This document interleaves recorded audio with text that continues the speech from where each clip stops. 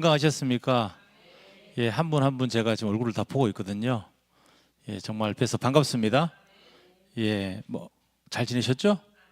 예, 여러분, 제가 좀 이렇게 오늘 조금 한 가지 이야기를 드리고 싶어요. 그 이단들이 있죠. 이단들이 있고 교회가 있습니다. 그 차이가 뭔지 아십니까? 많은 차이가 있는데요. 오늘 제가 말씀드릴 부분은 저희는 전도를 해요.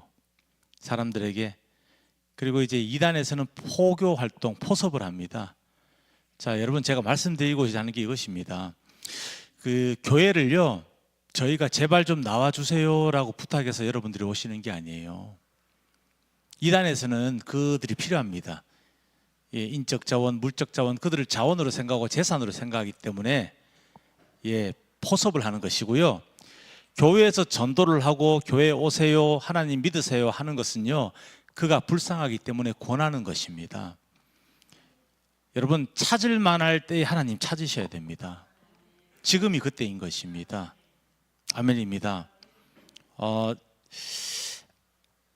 끊임없이 하나님께서는 이 부족한 설교자 통해서 말씀으로 또 주변의 상황들을 통해서 계속 기회를 주고 계신 것입니다. 이 담임 목회자나 교회가 그 사람의 신앙을 죽을 때까지 책임져 줄 수가 없어요. 자기 신앙을 자기가 지키는 것입니다. 자신이 하나님을 찾아야 하는 것입니다. 교회는요, 제발 좀 와주세요. 당신이 이 교회에 필요하니까. 당신이라는 사람이 여기 필요하고, 당신 재산이 필요하고, 당신의 육신적인 노동이 필요하니까 제발 와주세요 하는 곳이 아닙니다. 그것은 이단에서 하는 것입니다. 권하는 것입니다.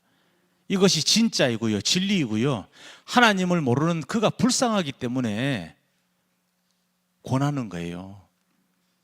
예, 거기에 대한 착각에 빠져 계신 분들이 있다면 벗어나셔야 됩니다. 예, 자신이 이 교회에 오지 않으면 우리가 안달이 나고 그런 거 없습니다. 정말 이곳은 하나님께서 세운 교회고요, 정말 긍휼하신 마음으로 계속 하나님께서 이렇게 사람을 통해서 기회를 주고 계신 것입니다. 여러분, 정말 자신의 믿음, 자신의 신앙, 하나님의 사랑을 정말 스스로 하나님께서 주시는 이 메시지와 이 기회들을 놓치지 않는, 찾을 만할 때 바로 지금 하나님을 찾는 여러분들 정말 되셨으면 좋겠습니다. 너무나 안타까운 마음에 제가 드리는 권면입니다.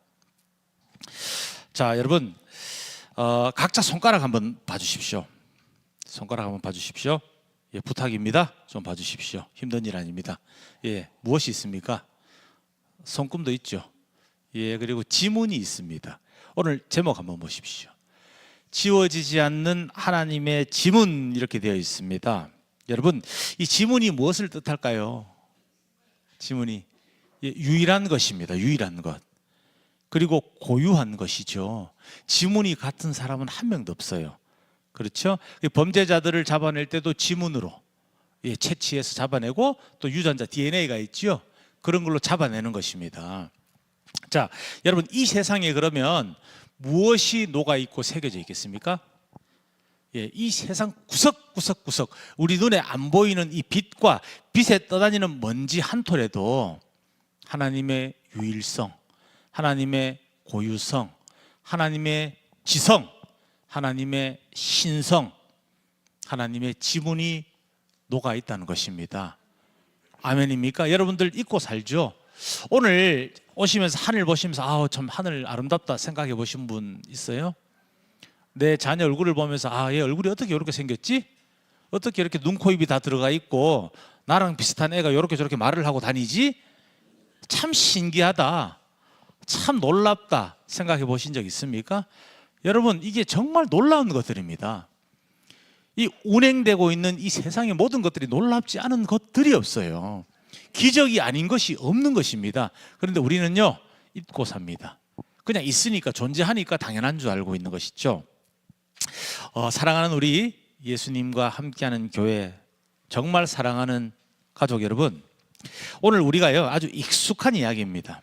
그렇지만 동시에 우리들의 삶을 뿌리채 뒤흔들 만한 그런 엄중한 말씀 앞에 오늘 서 있는 것입니다. 오늘 저는 여러분과 함께 좀 한편의 거대한 역사 이야기입니다. 이것은 역사 이야기이자 동시에 우리 모두의 이야기를 한번 나누어 보려고 합니다. 자, 우리가 어디서 왔는지, 왜 이토록 그러면 방황하고 살고 있는지, 그리고 우리가 놓치고 있는 그 진리가 무엇인지 말씀 속으로 함께 들어가 보려고 합니다. 우리 본문을 함께 나누고요. 오늘 설교 말씀을 이어가겠습니다. 로마서 1장 20절에서 25절까지입니다. 한 목소리로 내용을 잘 생각하면서 한번 읽어보겠습니다. 이 세상 창조 때로부터 하나님의 보이지 않는 속성, 곧 그분의 영원하신 능력과 신성은 사람이 그 지으신 만물을 보고서 깨닫게 되어 있습니다. 그러므로 사람들은 핑계를 댈 수가 없습니다. 사람들은 하나님을 알면서도 하나님을 하나님으로 영화롭게 해드리거나 감사를 드리기는커녕 오히려 생각이 허망해져서 그들의 지각 없는 마음이 어두워졌습니다. 사람들은 스스로 지혜가 있다고 주장하지만 실상은 어리석은 사람이 되었습니다. 그들은 썩지 않는 하나님의 영광을 썩어 없어질 사람이나 새나 네발 짐승이나 기어다니는 동물의 형상으로 바꾸어 놓았습니다. 그러므로 하나님께서는 사람들이 마음의 정욕대로 하도록 더러움에 그대로 내버려 두시니 서로의 몸을 욕되게 하였습니다. 사람들은 하나님의 진리를 거짓으로 바꾸고 창조주 대신에 피조물을 숭배하고 섬겼습니다. 하나님은 영원히 찬송을 받으실 분이십니다. 아멘입니다. 여러분, 오늘 이야기 시작은요, 이 우주가, 온 세계가 처음 숨을 쉬기 시작한 그때로 이제 거슬러 올라가는 것입니다. 사도 바울은 오늘 본문 20절에서 아주 대담한 선언을 합니다. 하나님이 안 보인다고요? 아니요. 그분은 세상 모든 것에 당신의 지문을 남겨두셨다. 이런 이야기를 하는 것입니다. 하나님이 만들지 않은 곳, 하나님의 손길이 닿지 않은 곳이 없다고 이야기하고 있는 것입니다. 자, 여러분 한번 잘 상상해 보시면 됩니다. 우리가 길을 걸어가고 있었어요. 걷다가 아주 정교하게 잘 만들어진 시계 하나를 주었습니다. 시계도 이렇게 뭐 건전지가 들어가는 게 있고 그것도 복잡하죠. 그런데 건전지가 없이 이렇게 수동으로 가는 시계들이 있습니다. 기계식 시계. 정말 0.01mm짜리 부품을 다 조립을 하는 거거든요. 가요, 그 시계가 오차 없이. 자, 그 시계 보고, 야, 이 시계는 뭐 수억 년 동안 모래바람 불고 번개 치고 뭐 이렇게 자연 현상 때문에 바람 불고 해서 우연히 부품들이 조립이 되어서 시계로 완성이 되었구나라고 말할 사람이 있으십니까? 아무도 없습니다. 그렇게 될 수가 없죠. 이 시계의 정교함은요, 곧 시계 제작자의 지성을 증명하는 것이기 때문입니다. 각자 스마트폰 쓰시죠? 안 쓰십니까? 투지폰 쓰시는 분 없지 않습니까? 여러분, 스마트폰이 구조가 얼마나 복잡한 줄 아십니까? 이거 정말 이 작은 거, 왜 요 조그만 게 갤럭시 울트라 같은 게 170만씩 하거든요, 기계 한 대. 큰 TV보다 훨씬 비싸요. 이 70인치, 75인치 이 모니터도 뭐 한 50만 원, 60만 원 좀 사요. 근데 손바닥보다 작은 기계가 왜 비싼 줄 아십니까? 복잡해서 그렇습니다.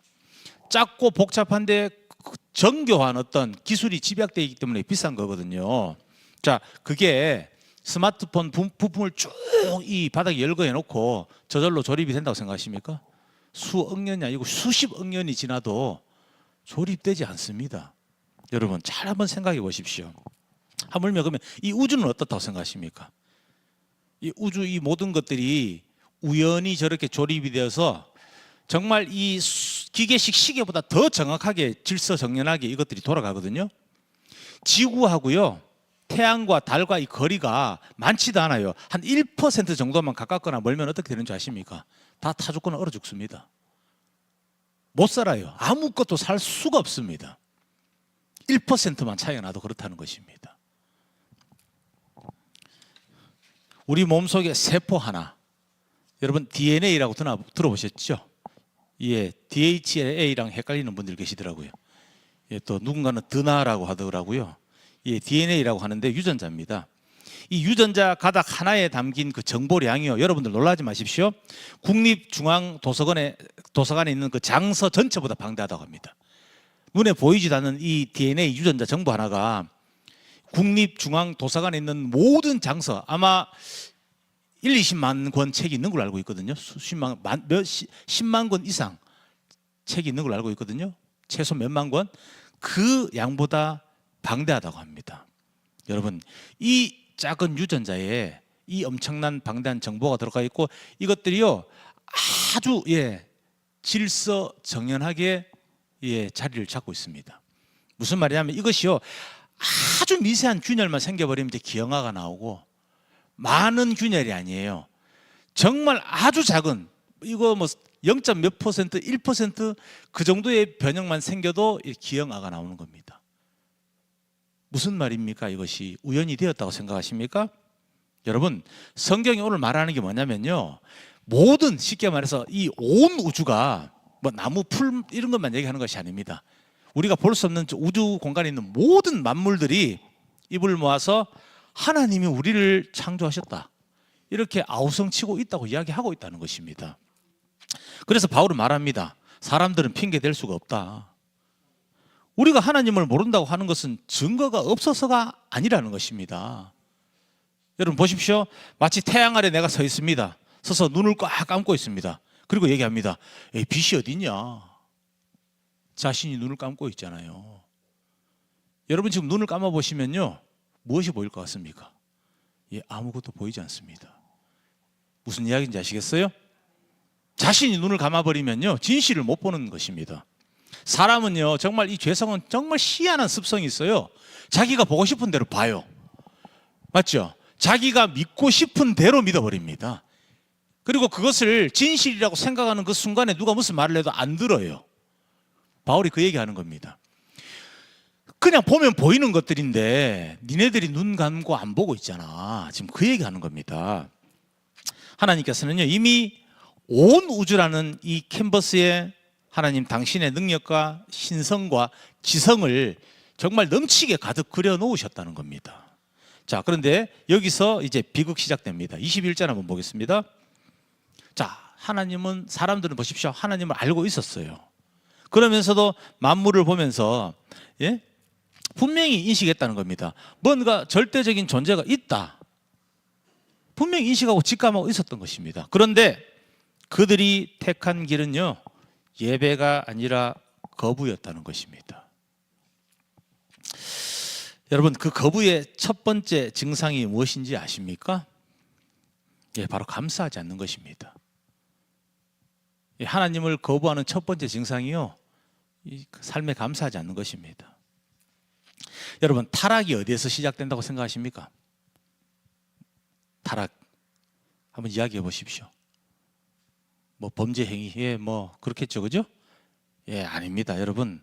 뭐 물론 그것도 타락하는 것이죠. 시작이 어디서 되냐면 대단한 뭔가 악행에서 시작되는 게 아니라요, 우리가 매일 마시고 있는 공기, 매일 먹는 음식, 오늘 내가 숨 쉬고 있는 이 생명, 내 옆에 있는 가족들을 바라보는 그 시선들, 내가 살아가고 있는 이 모든 것들을 당연한 것으로 여기는 것입니다. 즉 하나님께 감사하는 마음을 내가 그칠 때 우리 마음의 영적인 스위치가 이제 끊어져 버리는 겁니다. 거기서부터 이제 타락이 시작되는 것입니다. 감사함을 그치면요 사람 입에서 뭐가 나오는지 아십니까? 불평 불만 나옵니다. 원망이 나오고요. 원인을, 자기가 또 마음이 공하고 힘들고 뭔가 짜증이 나는 그 원인을 사람은 자기 탓으로 절대 안 돌려요. 다 남한테서 찾습니다. 환경에서 찾고. 자, 갑자기 보십시오. 이 감사가 사라진 그 자리에서 무엇이 들어오겠어요? 일단 허망한 생각이 들어오기 시작합니다. 하나님을 밀어낸 인간의 지성은요 길을 잃어버리는 것입니다. 어디로 가야 될지는 몰라요. 22절에서 이를 이제 통렬하게 꼬집고 있습니다. 스스로 지혜에 있다고 주장하지만 실상은요 뭐라고요?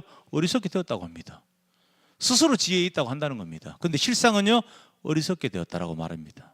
오늘날 세상 한번 보세요. 인공지능 만들어냈습니다. 화성에 탐사선 보낼 만큼 인류는 똑똑해졌죠. 대단하죠, 그죠? 그런데 정작 뭔가 풍요로워지고 편리해지고 과학이 발전될수록 사람들이 생각하는 게 있어요. 인간은 왜 살아야 하는가? 무엇이 옳은 가치인가?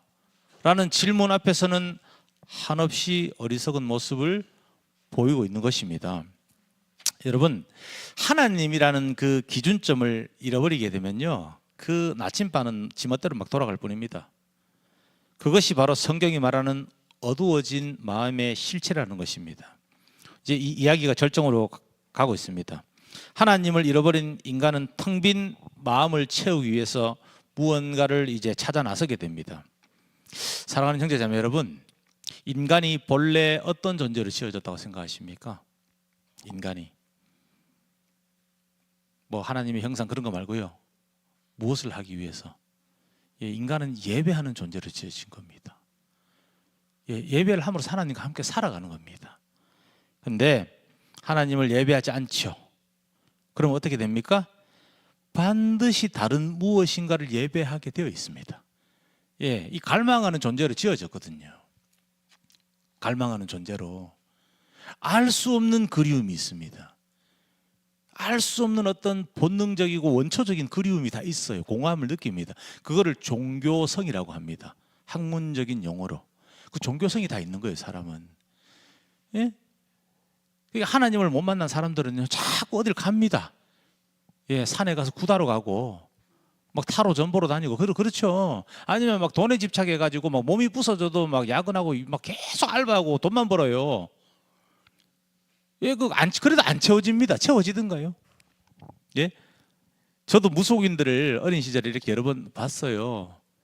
그 진짜 아무것도 모르는 그 시절에도 저는 이제 신을 믿지 않았잖아요. 근데 속으로 드는 생각이 그거였어요. 그렇게 잘하는데 왜 저 무당이나 하고 살고 있냐, 진짜.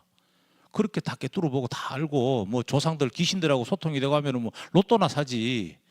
왜 저러고 무당짓이나 하고 카리오에서 춤추고 왜 저딴 짓을. 정말 어린 마음에도 그 생각했습니다. 그거 어리석은 거를 모르겠어요? 사람들이? 거기에다 돈을 1,000만 원, 2,000만 원 갖다 주고 가서 그렇게 하는 게 어리석은지 모르는 사람이 어디 있어요? 알면서 가는 겁니다. 무섭죠? 왜요? 하나님 믿기 싫어서 그래요. 하나님 거부하고 싶어서 발악하는 겁니다. 그게 인간의 본성, 죄성입니다. 정말 우리 두려워해야 합니다. 가만히 있으면 그 돈이라도 안 날리지. 왜 쓸데없이. 그렇잖아요. 23절 한번 보겠습니다. 23절 보면요, 그 참담한 현장을 이제 고발하죠. 뭐라고 합니까? 썩지 않는 하나님의 영광을 썩어 없어질 피조물의 형상으로 바꿔놓았다고 얘기합니다. 여러분, 과거 이제 고대 사람들, 옛날 사람들은요, 이제 돌 같은 거, 나무 같은 걸 막 깎아요. 깎아서 이제 동물상을 만들어서 막 섬겼습니다. 지금도 똑같습니다. 절에 가면은 부처상 있지요. 그 부처상이 뭡니까? 요즘은 뭐 플라스틱 같은 걸로 만들겠네요, 그죠? 예전에는 돌 깎아서 만든 겁니다. 그게 형상으로. 뭐 대표적으로 출애굽기 할 때 나오죠. 금으로 송아지 만들죠. 예? 소가 어떻게 신이 되겠어요? 본인들 배고픔 잡아먹으면서 그한테 절합니다. 인간이 이런 존재입니다. 소가 신이 아니라는 걸 누가 모르겠어요. 그런데 거기다 대고 절합니다. 무언가에 섬겨야 되거든요. 무언가 찾아야 되거든요. 여러분, 우리는 비웃을지도 모르죠. 그 옛날 사람들은 뭐 어떻게 저런 거를 돌멩이를 믿고 나무를 믿냐? 근데 현대인이 뭐가 다르겠습니까? 똑같습니다. 우리는 지금 현대인들은요, 사실 금송아지 대체하는 게 있어요. 금권이라고 합니다. 금권. 현대인들은요, 돈을 섬깁니다. 돈이 우상인 것입니다. 돈이 하나님을 지금 대체하고 있는 거예요. 나무 우상 대신에 나 자신이라는 우상을 세워두고 자신의 그 기분, 감정, 자신의 어떤 그 물질적인 풍요로움, 그런 것들이 채워지고 본인이 만족하면, 자신의 그 감정이 채워지면 그걸 성공이라고 생각합니다. 성공했다고 생각합니다. 벌만큼 벌었고, 뭐가 마음이 든든합니다. 통장에 잔고도 있고, 뭐가 이렇게 저렇게 건드리는 사람도 없어요. 뭐 집도 뭐 편안해요. 빚도 없어요. 뭐 감정적으로 뭐가 이렇게 충족이 됩니다. 이제 나는 성공했다. 여러분, 그게 성공했을까요? 예? 여기 돈 벌어보신 분들도 계실 거잖아요. 영원히 가던가요? 예? 저도 번 적 있고 망한 적도 있어요. 예? 똑같은 겁니다. 자, 하나님께서 정해놓으신 진리, 즉 피조물은 창조주를 의지할 때 행복하다라는 그 법칙을 버려버리고 피조물인 내가 하나님처럼 살겠다라는 거짓된 선택을 한 것입니다. 사람들은 창조주를 찬양하는 대신에 하나님께서 만드신 선물들요, 돈, 쾌락, 명예, 이런 것들을 하나님보다 더 사랑하게 되었다는 것입니다. 우리에게 주신 것이거든요. 부부간에 나누는 어떤 그 성적인 관계도 선물로 주신 것이고요. 사람이 살아가기 위해서 필요한 것들, 돈이나 이런 것들 하나님이 선물로 우리에게 누리라고 주신 거잖아요. 자연도 그렇고. 근데 그런 걸 더 사랑합니다. 선물 준 분을 믿으면 되는데 그분이 준 선물만 자꾸 사랑하는 거예요. 이것은 선물에 취해서 선물 주신 분을 걷어찬 꼴하고 똑같은 겁니다. 참 어리석습니다. 사랑하는 우리 교회 공동체 성도 여러분, 이제 우리는 이 말씀이 단순히 과거 로마 시대 이야기가 아니다. 바로 오늘 우리가 마주한 지적인 전쟁터의 이야기라는 것을 좀 깨달아야 할 필요가 있는 것입니다. 과거에 우상 숭배는 무지에서 사실은 돌 앞에 절하는 그런 수준입니다. 그런데 현대가 뭐가 다를까요? 제가 아까 말씀드렸죠. 지금 많이 발전했죠. 현대 우상 숭배는요 아주 고차원적입니다. 그리고 아주 세련된 탈을 쓰고 나타납니다. 그 뭔지 아십니까? 지성과 과학이라는 이름입니다. 오늘날 많은 지성인은 과학을 하나님의 창조 세계를 탐구하는 도구가 아니라 하나님을 밀어내기 위한 무기로 사용하고 있는 것입니다. 이것은 여러분 단순한 불신이 아니에요. 이거 신학적으로 보면요, 이것은 창조주의 권위에 정면으로 도전하는 형이상학적인 반역인 것입니다. 이단보다 무서운 것입니다. 가장 이제 대표적인 예가 이런 겁니다. 바로 진화론. 우리 어릴 때부터 초등학교 때부터 배웠던 그 세계관을 얘기하는 겁니다. 이것은요 창조론을 정면으로 이제 대적하는 거죠. 과학적 가설로서의 진화를 넘어서서 진화론이라는 이 신념이요 우리 자녀들의 머릿속에 뭐를 심고 있는지 한번 보셔야 됩니다. 예, 이 사람들은요 우연이라는 이름의 신을 숭배하게 만듭니다. 진화론은 다 우연이거든요. 저절로 된 거거든요. 야, 너희들은 하나님의 걸작품 아니라 수억 년간의 어떤 우연들이 만들어낸 생물학적 반응의 찌꺼기들이다. 이렇게 얘기하는 겁니다. 아메바가 뭉치고요. 여러분 잘 생각해 보세요. 좀 허무하지 않습니까? 우리라는 존재가요 그냥 정말 우연히 만들어낸 어떤 그 세포들의 조합이 만들어낸 찌꺼기라고 생각해 보세요. 이들 말대로 저 오랑우탄이 우리 조상님이에요. 이 인간의 가치가 그거밖에 안 되는 것 같아요. 우연히 만들어진 생물학적 찌꺼기, 오랑우탄의 후손.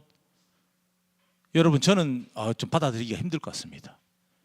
예, 저는 오랑우탄에게 할아버지라고 이야기를 못할 것 같습니다. 여러분 그렇다면요 왜 이 세상의 석학들, 이 지성인들이 그토록 진화론에 이렇게 집착을 합니까? 증거가 완벽하다고 생각하시면 없어요. 증거 없어요. 아닙니다.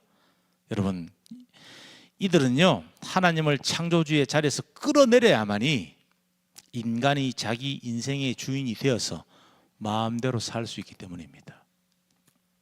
설계자가 없어야지 책임질 대상도 사라지기 때문입니다. 무섭죠? 예? 여러분 이것은 무지가 아닙니다. 하나님을 지워버리려고 하는 고의적이고요 조직적인 교만인 것입니다. 이 과학 연구 많이 하신 분들이요 하나님 부인을 못해요. 본인들이 인정을 합니다. 이 우주나 뭐 천체를 연구하는 분들, 생물학, 유전자 연구하는 분들이요 연구하면 할수록 하나님이 있다고 밖에 절대자가 이게 창조주 설계자가 없고는 불가능하다는 걸 본인들 알고 있어요. 알고 있으면서도 이렇게 하는 겁니다. 그걸 인정하면 자기는 이제 과학자 못 하잖아요. 자기 자리에서 내려와야 됩니다. 바리새인들하고 똑같은 겁니다. 자신들의 자리를 지켜야 되거든요. 그뿐만이 아니죠. 오늘날 지성인들은 인권, 관용이라는 이런 정말 단어 참 멋있죠. 들으면 있어 보이죠. 이런 아름다운 단어 가지고요 교묘하게 또 오염시킵니다. 특히요 성윤리에 있어서 그렇습니다. 하나님께서 천지 창조의 원리로 세우신 여자의 창조 질서를 그들은 구시대적인 유물로 치부하는 것입니다.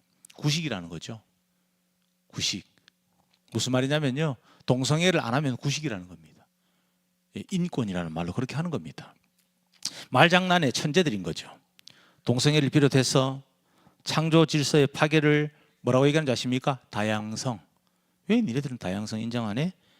그리고 차별 금지 이런 말로 포장합니다. 그리고 그것에 반대하는 우리들 그리스도인들 보고 뭐라는 줄 아십니까? 쟤들 진짜 몰상식하고 혐오를 일삼는 그런 집단이다. 그렇게 매도합니다. 저희가 동성애자들 혐오하는 거 아닙니다. 그들 왜 혐오합니까? 동성애한다고 욕합니까? 아니요. 그들 불쌍합니다. 예? 불쌍하게 생각하는 것이죠. 하나님께서 만드신 창조 질서에 위배되는 것을 위배되는 거라고. 그렇죠? 진리를 알려주는 것이지 그들을 싫어하는 것이 아닙니다. 그들을 차별하는 것 아닙니다. 그런데 우리를 그렇게 만듭니다. 아, 저렇게 구시대적인, 저렇게 구식 사람들, 보수적인 사람들. 아닙니다. 여러분, 진리는 타협하는 게 아니에요. 명심하셔야 됩니다. 시대가 아무리 바뀌어도 진리는 진리입니다. 안 되는 건 안 되는 거예요. 왜 그걸 자꾸 이렇게 포장해서 바꾸려고 그럽니까?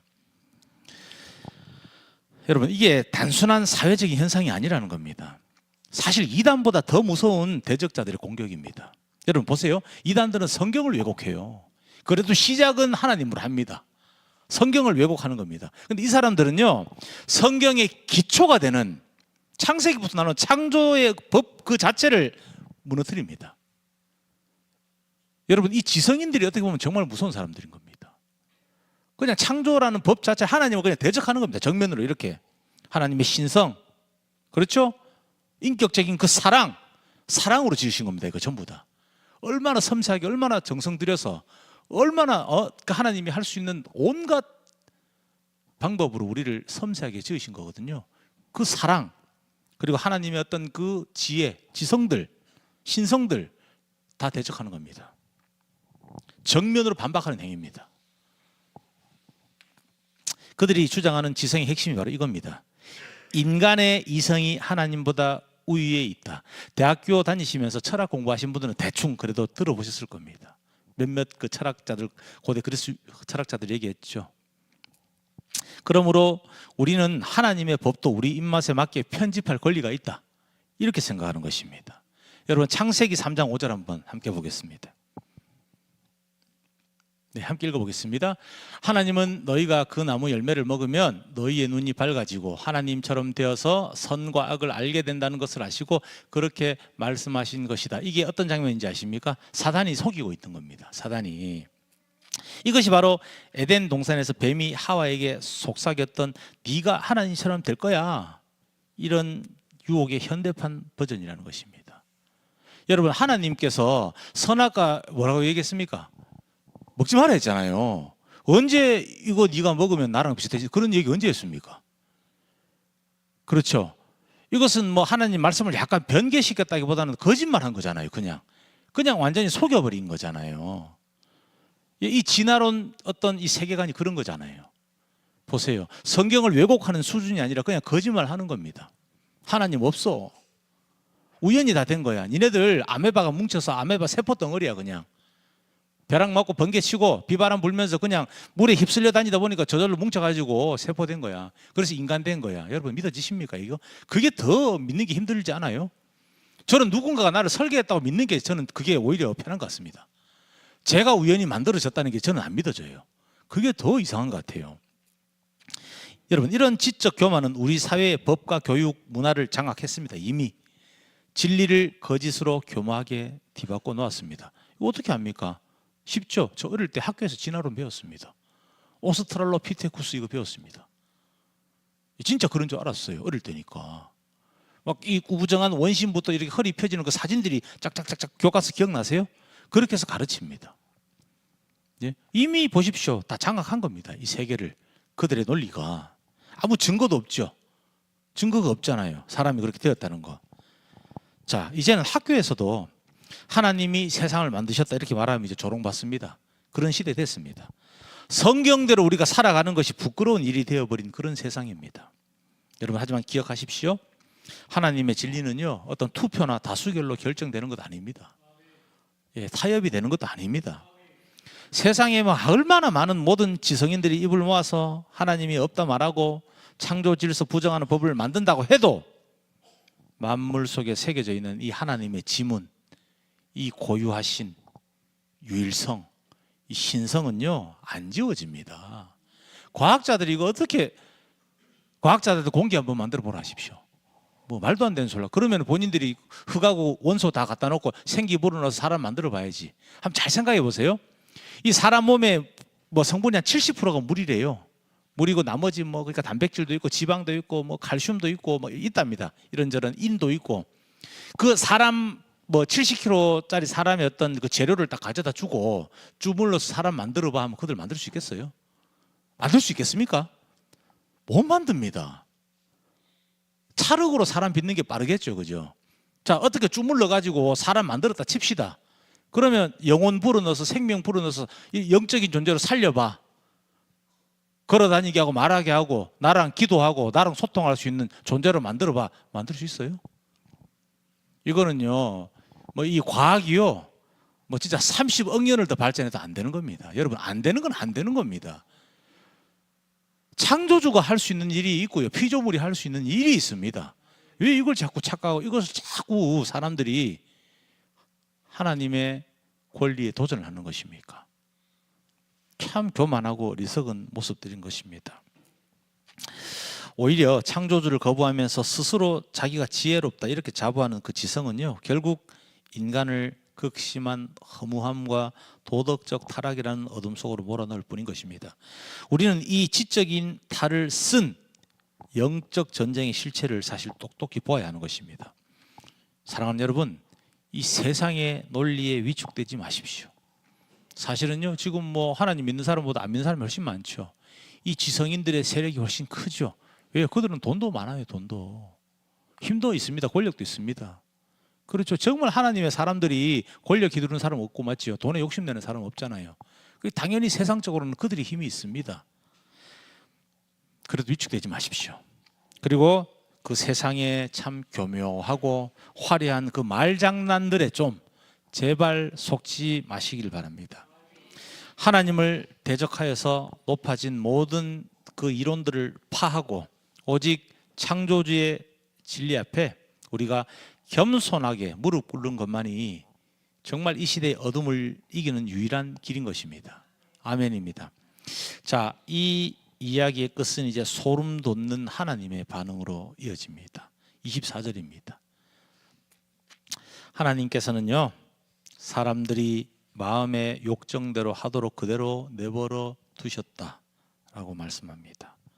여러분, 우리는 하나님께서 막 번개를 내리치거나 즉각적인 심판을 막 하시면 막 쳐 죽여버리면 무섭다고 생각하죠. 여러분, 하지만 진짜 무서운 심판은요, 그거 아닙니다. 하나님이 우리 인생에서 손을 떼는 겁니다. 여러분, 이 연예인들도요, 악플 달리는 게 차라리 낫대요. 무플이라고 하죠. 아무것도 안 달리면 그게 더 괴롭답니다. 여러분, 차라리 하나님이 혼내는 게 나아요. 하나님한테 혼나는 게 나은 겁니다. 그래도 포기하지 않으셨다는 거죠. 관심이 있다는 거죠, 뭔가. 예? 그래, 네가 주인 되어서 살고 싶냐? 그럼 네 마음대로 한번 해봐라, 이겁니다.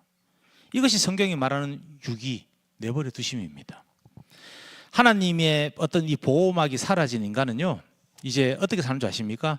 자신의 욕망이라는 그 파도에 막 휩쓸려 갑니다. 절제가 안 되는 겁니다. 예, 절제가 안 되는 거죠. 성경은 그 결과로 더러움과 몸을 욕되게 함을 언급하고 있습니다. 여러분, 진리를 버린 대가는 자유가 아니라요, 통제 불가능한 욕망의 노예가 되는 것입니다. 오늘날 우리가 목격하는 수많은 도덕적인 어떤 이 파산들, 또 그리고 끼어지는 관계, 이런 파괴들 모두 내버려 두심의 결과물이라는 것입니다. 사랑하는 형제자매 여러분, 오늘 로마서의 말씀은요, 우리에게 아주 좀 무거운 질문을 던집니다. 여러분들은 당신은 지금 무엇을 보고 있으며 누구에게 감사하고 있는가입니다. 우리는 세상의 거짓에 속아서 하나님을 구석으로 좀 내몰고 있지 않았습니까? 내 삶에 가득한 하나님의 지문을 애써 지우면서 내가 내 인생의 주인이다라고 고집 피운 적은 없습니까? 있을 것입니다. 누구나 말입니다. 여러분, 우리 이제 다시 눈을 들어야 됩니다. 타락의 시작이요, 감사하지 않음이었다면 회복의 시작은 감사를 되찾는 것입니다. 화면 좀 부탁드립니다. 보십시오. 타락함의 시작이 감사치 않음이었다면 우리가 회복되는 그 시작점은요, 다시 감사하기 시작해야 한다는 것입니다. 아멘입니다. 오늘 예배를 마치고 나가는 길에 보이는 저 푸른 하늘 보면서 한번 말씀해 보십시오. 아, 주님, 당신께서 만드신 참 이 세상이 참 아름답습니다. 나를 지으신 분이 당신이심을 고백합니다 라고 말입니다. 주님께서 얼마나 기뻐하실까요? 주님께서 우리에게 대단한 걸 원하는 거 아닙니다. 뭐 돈을 달라는 것도 아니고요. 네 생명을 뭐 나를 위해서 죽어버려라, 그런 거 아닙니다. 하나님의 주권을 우리가 인정하는 것입니다. 감사하며 겸손하게 사는 것, 그걸 원하고 계신 것입니다. 세상은 끊임없이 진리를 거짓으로 바꾸라고 유혹하죠.